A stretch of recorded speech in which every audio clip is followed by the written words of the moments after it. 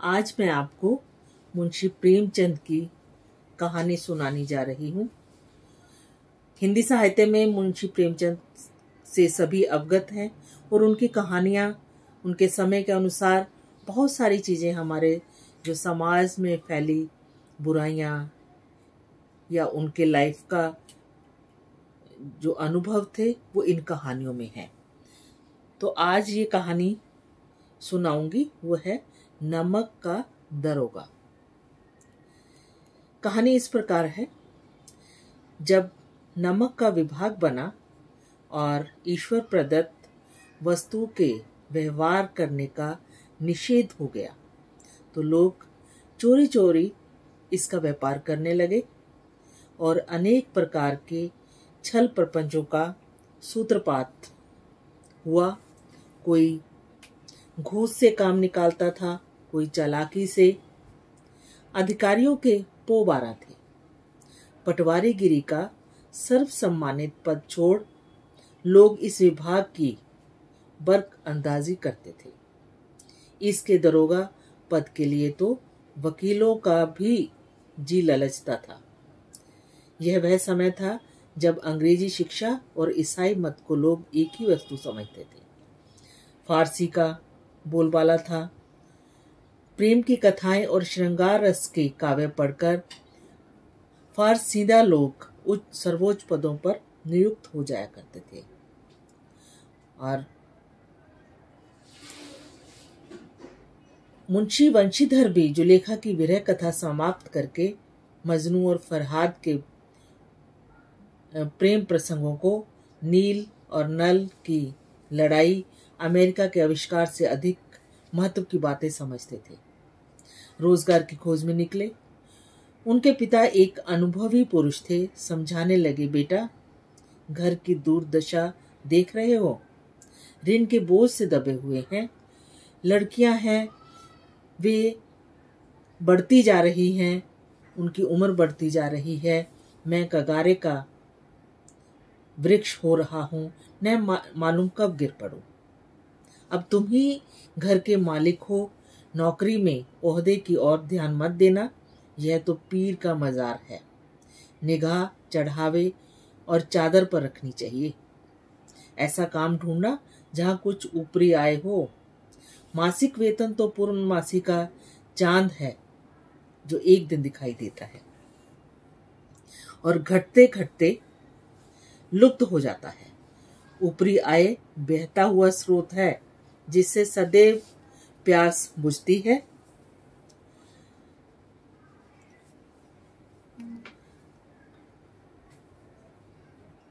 देता है, इसी से उसमें वृद्धि नहीं होती। ऊपरी आमदनी ईश्वर देता है, इसी से बरकत होती है। तुम स्वयं विद्वान हो, तुम्हें क्या समझाऊं। इस विषय में विवेक की बड़ी आवश्यकता है। मनुष्य को देखो, उसकी आवश्यकता को देखो और अवसर को देखो। इसके बाद जो तुम्हें उचित लगे वो करो। गरज वाले आदमी के साथ कठोरता करने में लाभ ही लाभ है, लेकिन बेगरज को दाव पर पाना जरा कठिन है। इन बातों को निगाह में बांध लो, यह मेरी जन्म भर की कमाई है। इस उपदेश के बाद पिता ने आशीर्वाद दिया। वंशीधर आज्ञाकारी पुत्र थे। ये बातें ध्यान से सुनी और घर से निकल पड़े। लेकिन अच्छे शकुन से चले थे। जाते जाते ही नमक विभाग के दरोगा के पद पर प्रतिष्ठित हो गए। वेतन अच्छा और ऊपरी आय का तो ठिकाना ही नहीं था। वृद्ध मुंशी जी को सुख संवाद मिला तो फूले न समाए।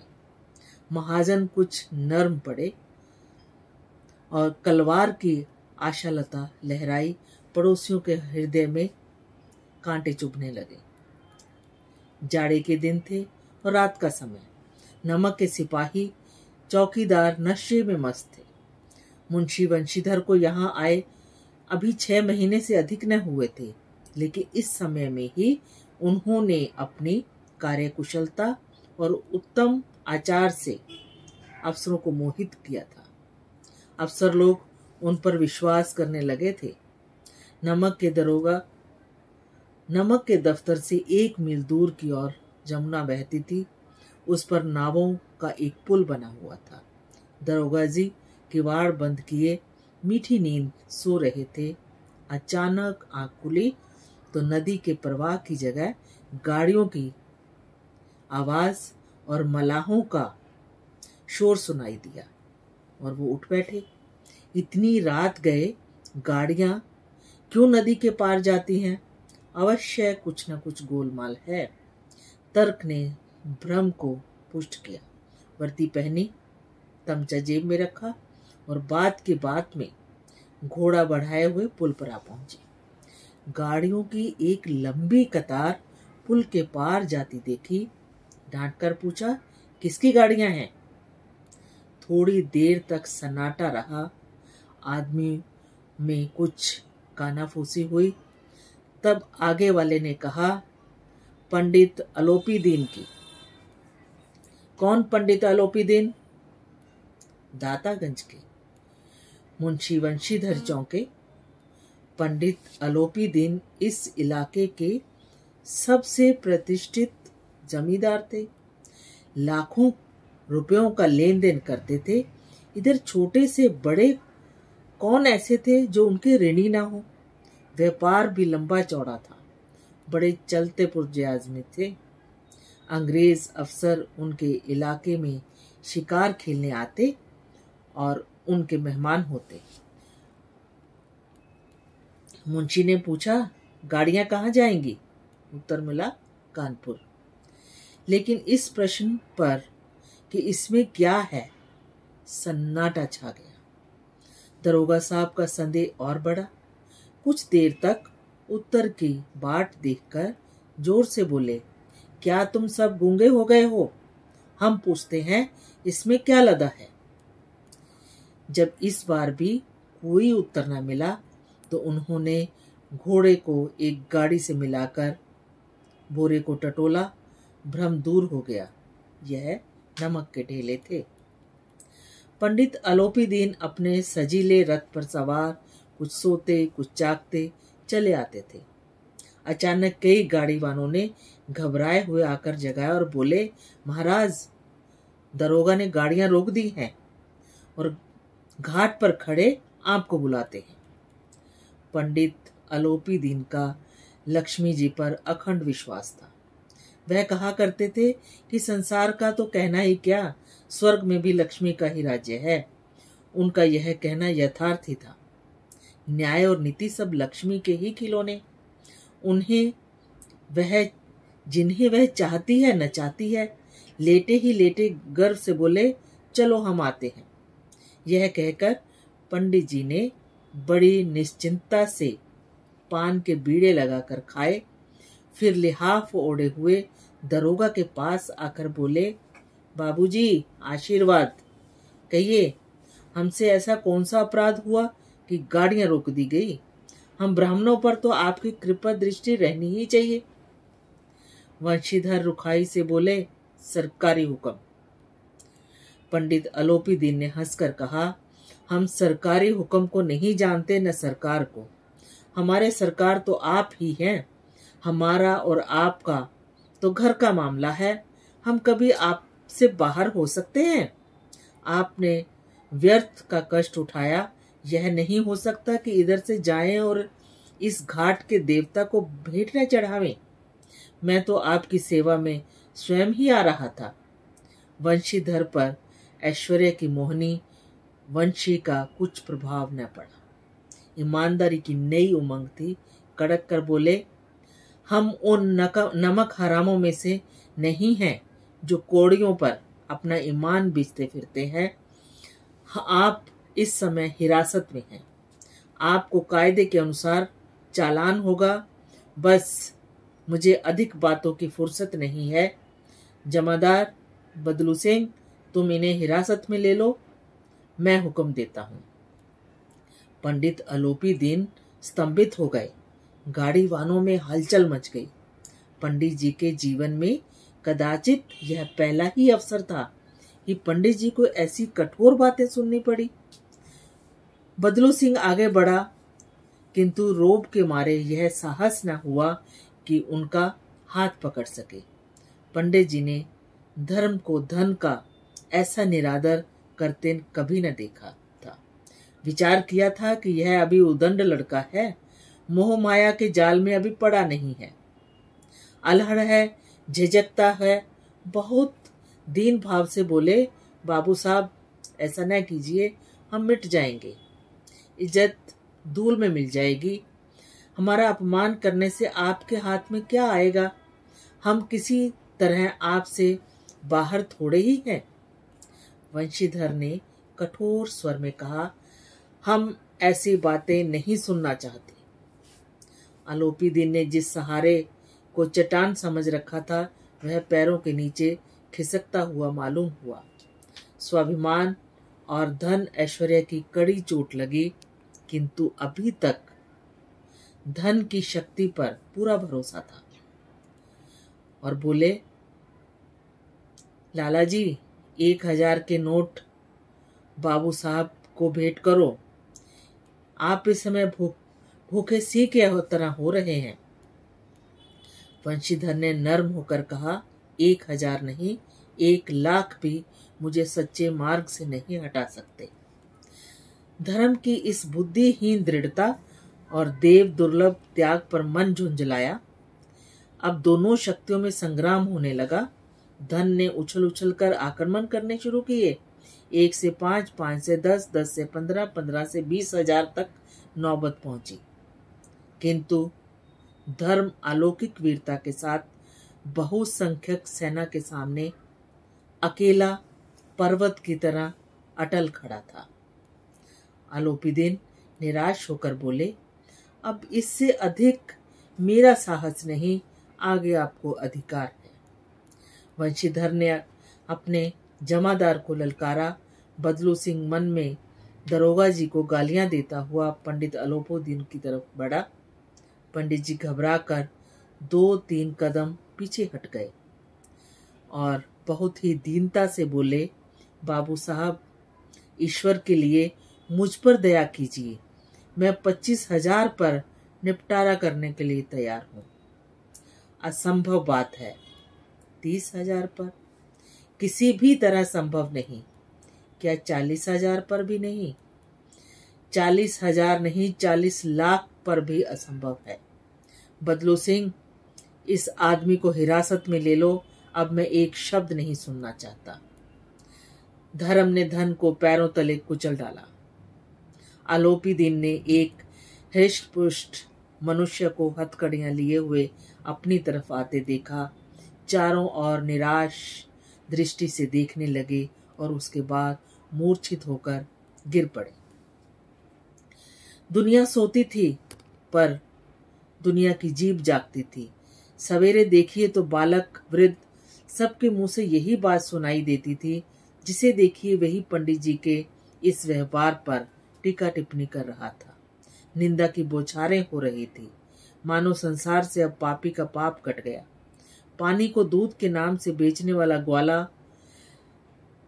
कल्पित रोजाना मचे भरने लगा। भरने वाले अधिकारी वर्ग, रेल में बिना टिकट सफर करने वाले बाबू लोग, जाली दस्तावेज बनाने वाले सेठ और साहूकार, यह सब के सब देवताओं की भांति गर्दनें चला रहे थे। जब दूसरे दिन पंडित आलोपी दिन अभियुक्त होकर हाथों में हथकड़ियां, दिल में एकदम गलानी और शोभ से भरे, गर्दन लज्जा से झुकाए हुए अदालत की तरफ चले तो सारे शहर में हलचल मच गई। मेलों में कदाचित आंखें इतनी व्यग्र न होती होंगी, भीड़ के मारे छत और दीवार में कोई भेद न रहा। किंतु अदालत पहुंचने की देर थी। पंडित आलोपी दिन इस अगाध वन के सिंह थे। अधिकारी वर्ग उनके भक्त, अमले उनके सेवक, वकील मुख्तियार उनके आज्ञापालक और अर्दली, चपरासी तथा चौकीदार तो बिना मोल के गुलाम थे। उन्हें देखते ही चारों तरफ से दौड़े। सब हैरान थे, इसलिए नहीं कि आलोपी दिन ने यह कार्य किया, बल्कि इसलिए कि वह कानून के पंजे में कैसे आए। ऐसा मनुष्य जिसके पास असाध्य साधन करने वाला धन हो, वह क्यों कानून के पंजे में आए। प्रत्येक मनुष्य उनसे सहानुभूति प्रकट करता था और उनके लिए एक वकीलों की सेना तैयार की गई। न्याय के मैदान में धर्म और धन में युद्ध ठन गया। वंशीधर चुपचाप खड़े थे। उनके पास सत्य के सिवा कोई बल न था, न स्पष्ट भाषण के अतिरिक्त कोई शस्त्र। गवाह थे किंतु लोभ से डावाडोल। यहाँ तक कि मुंशी जी को न्याय की ओर से भी कुछ खिंचा हुआ दिख पड़ता था। वह न्याय का दरबार था, परंतु कर्मचारियों पर पक्षपात का नशा छाया हुआ था। किंतु पक्षपात और न्याय का क्या मेल। यहाँ पक्षपात हो, वहां न्याय की कल्पना नहीं की जा सकती। मुकदमा जल्दी ही समाप्त हो गया। डिप्टी मजिस्ट्रेट ने अपने तजवीज में लिखा, पंडित अलोपीदीन के विरुद्ध दिए गए प्रमाण निर्मूल हैं। वह एक बड़े भारी आदमी हैं। यह बात कल्पना से बाहर है कि उन्हें थोड़े लाभ के लिए ऐसा दुस्साहस किया हो। यद्यपि नमक के दरोगा मुंशी वंशीधर का दोष नहीं है, लेकिन यह बड़े खेद की बात है कि उसकी उद्दंडता और विचारहीनता के कारण एक भले मानुस को कष्ट झेलना पड़ा। हम प्रसन्न हैं कि वह अपने काम में सजग और सचेत रहता है, किंतु नमक से मुकदमे की बढ़ी हुई नमक हलाली ने उनके विवेक और बुद्धि को भ्रष्ट कर दिया। भविष्य में उसे होशियार रहना चाहिए। वकीलों ने फैसला सुना और उछल पड़े। पंडित अलोपीदीन मुस्कुराते हुए बाहर निकले और पैसे की बाढ़ ने वंशीधर ने धन से बैर मोल लिया था और उसका मूल्य चुकाना भी अनिवार्य था। कठिनता से एक सप्ताह बीता होगा कि उनको यह परवाना मिला कि उनको उनकी नौकरी से निकाल दिया। बेचारे शोक और खेद से अपने घर पहुंचे और बूढ़े मुंशी जी तो पहले से ही कुड़बुड़ा रहे थे, क्योंकि उन्होंने चलते समय उनको समझाया था कि सब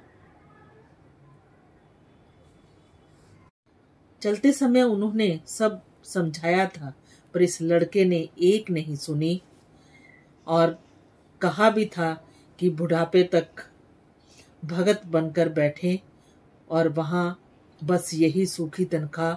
हमने तो नौकरी की है, कोई ओहदेदार नहीं थे, लेकिन काम किया, दिल खोलकर किया और आप ईमानदार बनने चले हैं। घर में चाहे अंधेरा हो, मस्जिद में अवश्य दिया जलाएंगे। खेद ऐसी समझ पर पढ़ना लिखना सब बेकार गया। इसके कुछ दिनों बाद जब मुंशी वंशीधर इस दुर्अवस्था में घर पहुंचे और बूढ़े पिताजी ने समाचार सुना तो सिर पीट लिया और बोले, जी चाहता है कि अपना और तुम्हारा सिर फोड़ लो। बहुत देर तक पछता कर हाथ मलते रहे। क्रोध में कई कठोर बातें भी कही। यदि वंशीधर वहां से टल जाता तो अवश्य ही यह क्रोध विकट रूप धारण करता। वृद्ध माता को भी दुख हुआ और पत्नी ने कई दिनों तक सीधे मुंह बात नहीं की। इसी तरह एक सप्ताह बीत गया। संध्या का समय था। बूढ़े मुंशी जी बैठे बैठे राम नाम की माला जप रहे थे। इसी समय उनके द्वार पर एक सजा हुआ रथ रुका। हरे और गुलाबी पर्दे, उन बैलों के गले में नीले धागे, सींग पीतल से जुड़े हुए, कई नौकर लाठियां कंधों पर रखे हुए थे। मुंशी जी अगवानी को दौड़े। देखा तो पंडित अलोपीदीन है। झुककर दंडवत की और लल्लो चप्पो की बातें करने लगे। हमारा भाग्य उदय हुआ कि आप हमारे घर पर आए। आप हमारे पूज्य देवता हैं। आपको कौन से सा मुंह दिखावें। मुंह में कालिख लगी हुई है, किंतु क्या करें, लड़का अभागा कपूत है, नहीं तो आपसे क्यों मुंह छिपाना पड़ता। ईश्वर निसंतान चाहे रखे, पर ऐसी संतान न दे। आलोपी दीन ने कहा, भाई साहब नहीं, ऐसा न कहिए। मुंशी जी ने चकित होकर कहा, ऐसी संतान को और क्या कहूं। आलोपी दीन ने बहुत ही प्यार भरे स्वर में कहा, कुल तिलक और पुरखों की कीर्ति उज्जवल करने वाले संसार में ऐसे कितने धर्मपरायण मनुष्य हैं जो धर्म पर अपना सब कुछ अर्पण कर सके। पंडित आलोपी दीन ने वंशीधर से कहा, दरोगा जी, इसे खुशामद न समझिए। खुशामद करने के लिए मुझे इतना कष्ट उठाने की जरूरत न थी। उस रात को आपने अपने अधिकार बल से अपनी हिरासत में लिया था, किंतु आज मैं अपनी इच्छा से आपकी हिरासत में आया हूँ। मैंने हजारों रईस और अमीर देखे, हजारों उच्च पदाधिकारियों से काम पड़ा, किंतु परास्त किया तो आपने। मैंने आपको अपना और अपने धन का गुलाम बनाकर छोड़ दिया। मुझे आज्ञा दीजिए कि आपसे कुछ विनय करो। वंशीधर ने आलोपी दीन को आते देखा तो वो भी सत्कार से उठ गए, किंतु स्वाभिमान सहित। समझ गए कि यह महाशय मुझे लज्जित करने और जलाने आए हैं। क्षमा प्रार्थना की चेष्टा नहीं की, वरन उन्हें अपने पिता की यह ठकुर सुहाती की बात असह्य प्रतीत हुई। पर पंडित जी की बातें सुनी तो मन का मैल मिट गया। पंडित जी की ओर उड़ती हुई दृष्टि से देखा। गर्व ने अब लज्जा के सामने सिर झुका दिया। शर्माते हुए बोले, यह आपकी उदारता है जो ऐसा कहते हैं। मुझसे जो अविनय हुई है उसे क्षमा कीजिए। मैं धर्म की बेड़ी में जकड़ा हुआ था, नहीं तो वैसे मैं आपका दास हूँ। जो आज्ञा होगी वह मेरे सिर माथे पर। आलोपी दीन ने विनीत भाव से कहा, नदी तट पर आपने मेरी प्रार्थना नहीं स्वीकार की थी, किंतु आज स्वीकार करनी पड़ेगी। वंशीधर बोले, मैं किस योग्य हूँ, किंतु जो कुछ सेवा मुझसे हो सकती है उसमें त्रुटि ना होगी। आलोपी दीन ने एक स्टाम्प लगा हुआ पत्र निकाला और उसे वंशीधर के सामने रखकर बोले, इस पद को स्वीकार कीजिए और अपने हस्ताक्षर कर दीजिए। मैं ब्राह्मण हूँ, जब तक यह सवाल पूरा न कीजिएगा द्वार से नहीं हटूंगा। मुंशीधर ने उस कागज को पढ़ा तो उनकी आंखों में आंसू आ गए। पंडित आलोपी दीन ने उनको अपनी सारी जायदाद का स्थायी मैनेजर बना दिया था। 6,000 वार्षिक वेतन के अतिरिक्त रोजाना का खर्च अलग, सवारी के लिए घोड़ा, रहने को बंगला, नौकर चाकर मुफ्त। कंपित स्वर में बोले, पंडित जी, मुझ में इतनी सामर्थ्य नहीं है कि आपकी उदारता की प्रशंसा कर सकूं, किंतु ऐसे उच्च पद के योग्य नहीं हूं। आलोपी दीन हंसकर बोले, मुझे इस समय एक अयोग्य मनुष्य की ही जरूरत है। वंशीधर ने गंभीर स्वभाव से कहा, यूं मैं आपका दास हूँ। आप जैसे कीर्तिवान सज्जन पुरुष की सेवा करना मेरे लिए सौभाग्य की बात है, किंतु मुझ में न विद्या है, न बुद्धि, न स्वभाव जो इन त्रुटियों को पूर्ति कर देता है। ऐसे महान कार्य के लिए एक अनुभवी मनुष्य की जरूरत है। आलोपी दीन ने कलमदान से कलम निकाली और उसे वंशीधर के हाथ में देकर बोले, न मुझे विद्वता की चाह है, न अनुभव की, न कार्य कुशलता की। इन गुणों के महत्व का परिचय खूब पा चुका हूँ। अब सौभाग्य और सुअवसर ने मुझे वह मोती दे दिया जिसके सामने योग्यता और विद्वता की चमक फीकी पड़ जाती है। यह कलम लीजिए, अधिक सोच विचार न कीजिए, दस्तखत कर दीजिए। परमात्मा से यही प्रार्थना है कि वह आपको सदैव वही नदी के किनारे वाला उदंड, कठोर परंतु धर्मनिष्ठ दरोगा बनाए रखे। वंशीधर की आंखें डबडबा आई। हृदय के संकुचित पात्र में इतना एहसान न समा सका। एक बार फिर पंडित जी की ओर भक्ति और श्रद्धा की दृष्टि से देखा और कांपते हुए हाथ से मैनेजर के कागज पर हस्ताक्षर कर दिए।